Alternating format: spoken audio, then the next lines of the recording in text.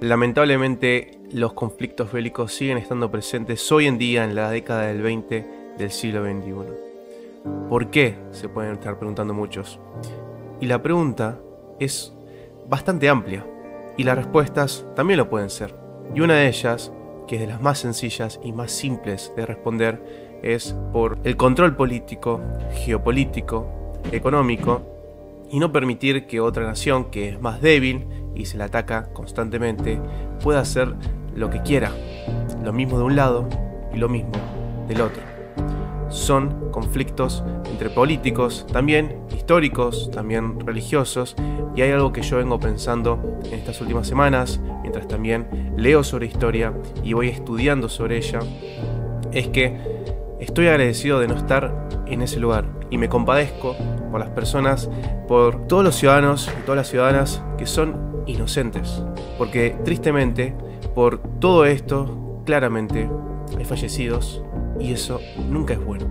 Ahora, vamos a ver directamente lo que estamos hablando semana a semana sobre el mercado, porque sí, cuando esto ocurre, también los índices financieros se mueven, tanto la bolsa estadounidense como la bolsa de Israel, la bolsa de Europa, la bolsa rusa, la bolsa de Japón, la bolsa de China, también cripto, Bitcoin, Ethereum, Ondo Finance, Redstone, todo se mueve. Cuando hay guerra, hay volatilidad.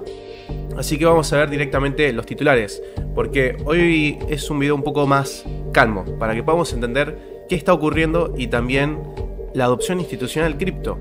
Porque a pesar de que todo esto lo estamos viendo día a día y hay mucho ruido mediático, también la adopción institucional cripto viene creciendo.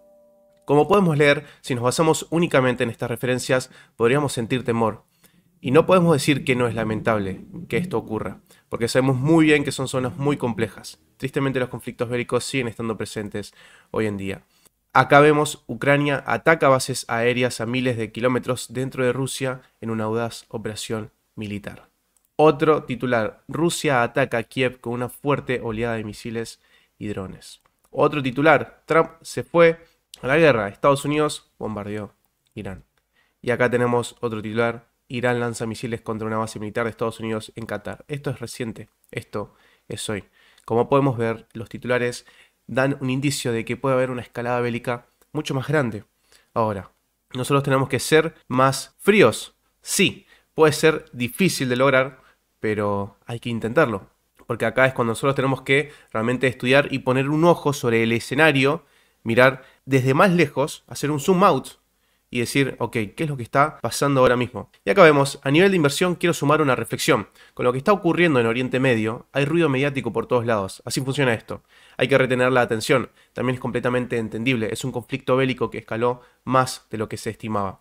Aún así, tenemos que recordar cómo se comportó la bolsa estadounidense en más de un siglo, porque si bien existieron mercados bajistas, retrocesos grandes y prolongados, todo esto está construido para que a lo largo de los años los índices suban. Acá tenemos el Dow Jones, tenemos la Gran Guerra, después tenemos la Segunda Gran Guerra, tenemos la Gran Depresión, tenemos la Guerra de Vietnam, tenemos un montón de conflictos, tenemos la crisis sanitaria, después la guerra entre Rusia, Ucrania, después tenemos el default de Grecia, también tenemos la crisis asiática, tenemos el suceso de Chernobyl, justamente con la Unión Soviética. Tenemos un montón de hechos a lo largo de la historia que nos indican que siempre van a haber conflictos grandes, siempre. Y simplemente nombré muy pocos comparado a todo lo que hay acá y los que también quedan lejos. Acá el ataque del Hamas con Israel, el Liberation Day de Donald Trump también, después la guerra arancelaria.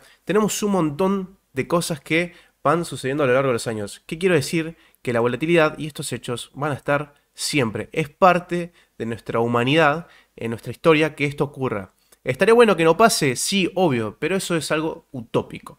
Así que tenemos que seguir entendiendo y comprendiendo qué es lo que ocurre. Y fíjense, este es un dato interesante. La bolsa TASE, Tel Aviv Stock Exchange, el mercado de capitales de Israel, desde que comenzó el conflicto contra Irán, estuvo subiendo constantemente. Claramente, obvio, también hay retrocesos, logrando así marcar nuevos máximos históricos consecutivos, incluida la última semana. Vemos que comenzó en 1 de abril del 2024 y estamos en junio, finales de junio de 2025, y esta es la bolsa de capitales de Israel. ¿Tenían este dato? Si es así, me lo pueden dejar en los comentarios. ¿Qué opinan ustedes de todo esto? Porque capaz alguien me dice, che, Samu, yo coincido con vos o difiero en algo. Y está bueno porque realmente yo leo todos sus comentarios y también les respondo. Así que realmente agradezco que se tomen ese tiempo. Y ahora quiero sumar un dato más. Este es un gráfico en donde vemos los movimientos del precio del barril de petróleo con los distintos disturbios geopolíticos desde 2024. Acá vemos cuando comenzó el conflicto entre Irán e Israel, que vimos que la bolsa de Israel estuvo subiendo. Acá tenemos el Yen Carry Trade, no sé si se acuerdan eso también, que tuvo que haber en el mundo un desapalancamiento, porque el Banco Central de Japón estuvo subiendo las tasas de interés. Otro ataque entre Irán e Israel. Después tenemos cuando asume Donald Trump la presidencia en la Casa Blanca en Estados Unidos. Después cuando empieza la guerra arancelaria. Después vemos otra vez, lamentablemente, el conflicto entre Irán e Israel.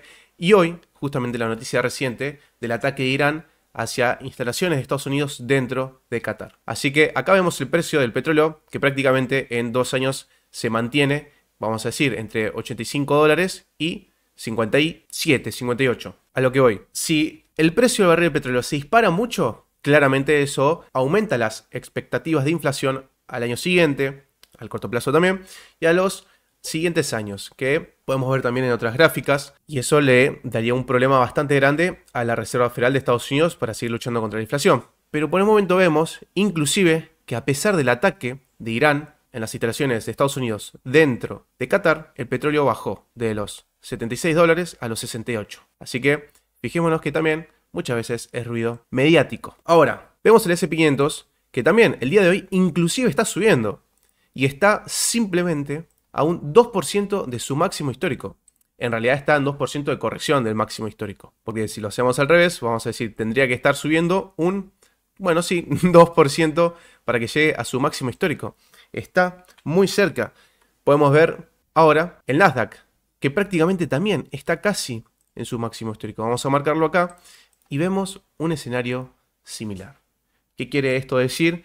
Que básicamente el mercado, los inversores están diciendo, che, esto está escalando, sí, es lamentable, sí, me gustaría que pase, y no, claramente no, pero aún se mantienen estando presentes, invirtiendo al menos en los índices principales de Estados Unidos. Y acá vemos el índice miedo y codicia de cripto en 37 puntos, el Altcoin Season Index en 14, está bajando. Es normal que esto ocurra, claramente. Si Bitcoin cae, Ethereum cae, las altcoins lo van a hacer muchísimo más. Y a Bitcoin, fíjense que también está subiendo un 4% ahora. E inclusive Ethereum también subió el día de hoy un 5,80%, un 6%, vamos a redondearlo ahí también. Y se mantiene fuerte por el momento encima de los $100.000 Bitcoin. ¿Por qué vemos Bitcoin? Porque claramente es la líder del mercado cripto. Así que vemos que a pesar de todo, es normal que hayan impulsos bajistas, retrocesos, impulsos bajistas. Alguien me puede decir, che, Samu, estás diciendo retroceso y apuntas para arriba. Bueno, pero en el corto plazo estaríamos bajista y en el impulso es bajista y el retroceso, claramente a los que están shorteando, eso directamente los hace tocar stop loss. Pero nos vamos a meter en tema de trading porque realmente no es mi especialidad, pero sí para entender más o menos cómo estamos parados en el corto plazo. Porque este es el corto plazo.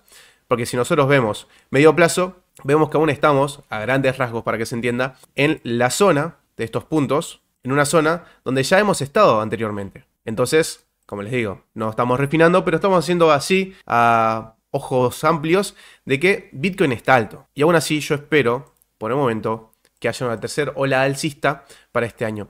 ¿Por qué? Porque no todo es malo. Realmente, y con esto vamos cerrando, acá vemos a Brian Armstrong, co-founder y CEO de Coinbase. Ya hemos hablado muchas veces de Coinbase. ¿Y qué nos trae? Coinbase consiguió la licencia MiCA. Básicamente puede operar en Europa.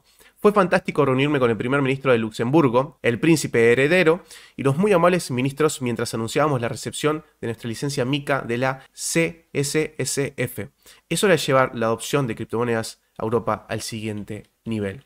Y acá vemos justamente la foto y el acuerdo y también el anuncio oficial de Coinbase. Y algunos van a decir, che, aún en los conflictos bélicos que estamos viendo, no solamente en Ucrania y Rusia, Irán, Israel, Gaza, el Hamas, ahora Qatar, Estados Unidos también que se suma al ataque. Bueno, a pesar de todo, Coinbase consigue la licencia MiCA para operar en Europa. Y estas no solamente son las noticias positivas, porque hay muchas más. ¿Quieren saber cuáles son? Suscríbanse así no se pierde ningún video, porque en esta semana vamos a estar hablando más sobre ello. Y también dejen su like, que ayudan muchísimo, y comenten, porque realmente ayudan muchísimo al apoyo del canal, y los leo, respondo siempre. Les mando un abrazo enorme y que tengan una gran semana. Acá les dejo el canal e invito a que miren los otros videos. Nos vemos en la próxima. Chao, chao.